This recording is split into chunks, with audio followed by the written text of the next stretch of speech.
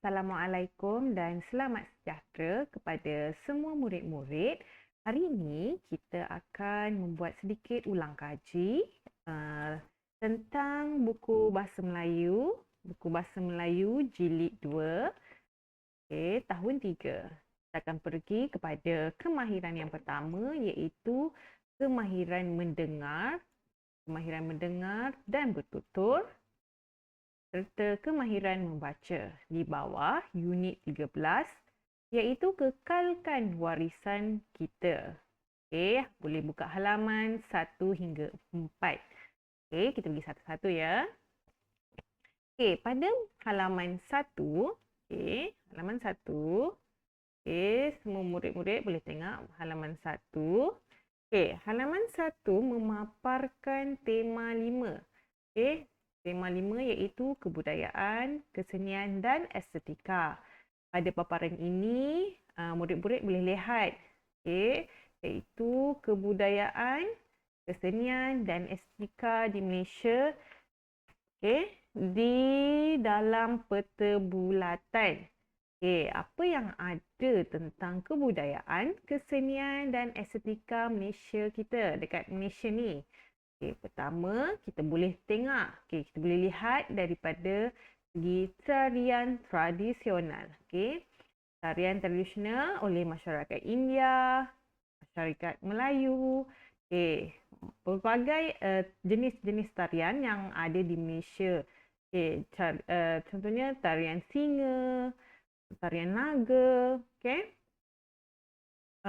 pelbagai yang awak boleh senaraikan lagi. Ini contoh cikgu saja. Kemudian kita tengok pula dari segi pakaian tradisional. Kalau masyarakat Cina, dia ada baju Cheongsam. Masyarakat Iban, dusun Dayak, Melayu, India ada dengan sarinya, Melayu dengan baju kurung. Masyarakat Babanyonyanya dengan kebaya nyonya. Seterusnya, permainan tradisional yang ada dekat Malaysia. Begitu juga ada pelbagai. Ini adalah sedikit je yang ada dipaparkan kat sini ialah permainan wow.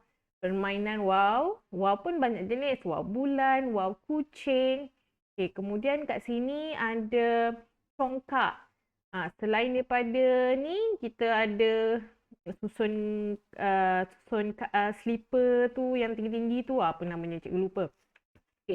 Kemudian kita ada kuda kepang lagi, pelbagai. Nanti awak boleh cuba cari di internet permainan tradisional yang terdapat di Malaysia, tarian, dari segi tarian, pakaian. Seterusnya makanan tradisional. Makanan tradisional dekat Malaysia ni sangat banyak.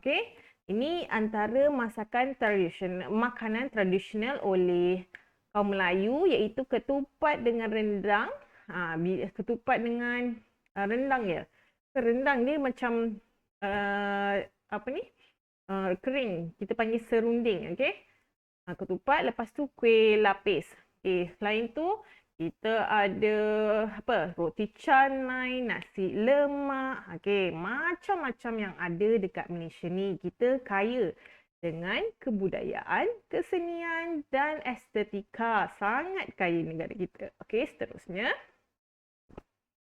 Seterusnya ialah kita buka halaman yang kedua. Halaman yang kedua, tajuknya ialah kekalkan warisan kita. Pada halaman ini kita akan mempelajari kemahiran mendengar dan bertutur. Tajuk kita ialah keluarga diraja. Cikgu bacakan.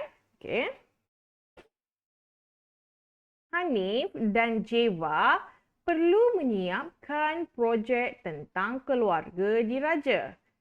Mereka telah mendapatkan maklumat daripada sebuah kamus bergambar. Ini ialah contoh salah silah ataupun salah silah keluarga diraja. Dia punya carta dia. Okey, pertama sekali dia ada ayahanda, ada bonda, raja, permaisuri, ke bawah dia pula ada putera dan puteri. Okey, untuk faham lebih lanjut kita tengok muka surat yang ketiga. Okey, surat yang ketiga. Hanif, apakah maksud perkataan raja? Raja bermaksud orang yang memerintah sesebuah negara. Maksud perkataan permaisuri pula apa? Permaisuri bermaksud isteri raja. Adakah Hanif tahu akan maksud perkataan putera?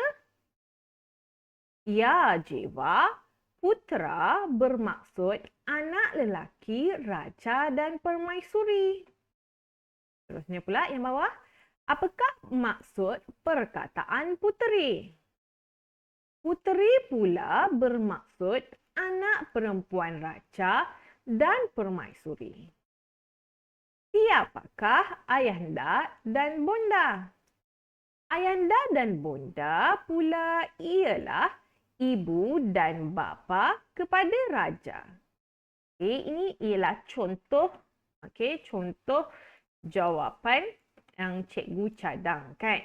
Okey, awak boleh guna ataupun awak boleh ubah mengikut kefahaman kamu. Okey, seterusnya. Seterusnya pada halaman yang keempat. Okey, murid-murid boleh bersedia dengan halaman yang keempat. Okey, halaman keempat ni kita nak mengenal pasti dan menyatakan maksud pantun. Okey, kat sini awak boleh baca pantun. Okey, cikgu bacakan untuk awak. Okey, kat sini kemahiran membaca. Tajuknya ialah Indahnya Pantun. Hanif dan Nabila menjadi pengacara untuk pertandingan berbalas pantun peringkat sekolah kebangsaan Gemilang. Yang berikut ialah pengenalan tentang pantun sebagai pembuka majlis. Di bawah ni ialah contoh-contoh pantun tentang pantun yang sering digunakan untuk pembuka majlis. Pertama, mengail puyuh di hujung desa, dalam terusan nampak berbayang. Pantun Melayu kesenian bangsa, pusaka warisan nenek dan moyang. Maksud pantun yang pertama ialah pantun merupakan budaya peninggalan nenek moyang. Kita pergi ke rangkap yang kedua. Manisnya rasa tidak terkira, buah papaya di kampung Berangan. Indah bahasa pantun berbicara, seni budaya dibuang jangan. Bahasa pantun ialah, maafkan cikgu, bahasa pantun indah dan bersantun. Dekat sini, apabila kita sedang berpantun, kita boleh buatkan gaya, pergerakan tangan. Terusnya kita pergi ke pantun yang ketiga. Angkat yang ketiga. Cantik seninya ukiran kayu, sukar dicari begitu rupa. Tinggi nilainya pantun Melayu, jati diri janganlah lupa. Dekat sini, maksud dia pantun Melayu melambangkan budaya dan jati diri yang tinggi. Seterusnya, rangkap yang keempat. Dalam taman berbunga tanjung, bersopan santun, dipetik sidara. Meski berzaman, tetap disanjung, jagalah pantun, tradisi dipelihara. Maksud yang rangkap yang keempat ialah pantun Melayu hendaklah terus dipelihara dan disanjung tinggi. Okey, untuk ni cikgu ulangkan balik yang penuh, okey, tanpa cikgu bacakan dia punya apa ni kita panggil maksud dia, okey. Cikgu bacakan penuh, okey. Okey. Cikgu baca dari mula. Okey. Mengail puyuh di hujung desa, dalam terusan nampak berbayang. Pantun Melayu kesenian bangsa, pusaka warisan nenek dan moyang. Manisnya rasa tidak terkira, buah papaya di kampung Berangan. Indah bahasa pantun berbicara, seni budaya dibuang jangan. Cantik seninya ukiran kayu, sukar dicari begitu rupa. Tinggi nilainya pantun Melayu, jati diri janganlah lupa. Dalam taman berbunga tanjung, bersopan santun dipetik sidara. Meski berzaman tetap disanjung, jagalah pantun tradisi dipelihara. Okey, cikgu rasa setakat tu saja. Okey, kalau ada yang tak faham boleh berhubung dengan cikgu. Sekian, terima kasih semua. Assalamualaikum.